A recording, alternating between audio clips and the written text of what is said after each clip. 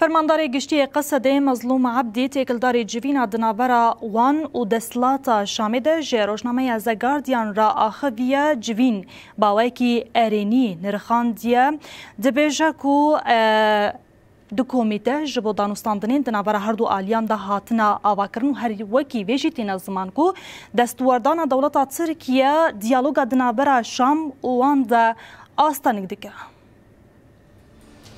فرماندار گشتی هزین سوریا دموکراتیک مظلوم عبدی جه روزنامه از گاردیان را اشکره کرد که جوینا دنابرا وان و دسلاتا شامید ارینی در باس بوی عبدی دا زانین که دو کمیته با گوتو بشکرنا کاروبارین لشکری و سویل هاتنا آوا کرن.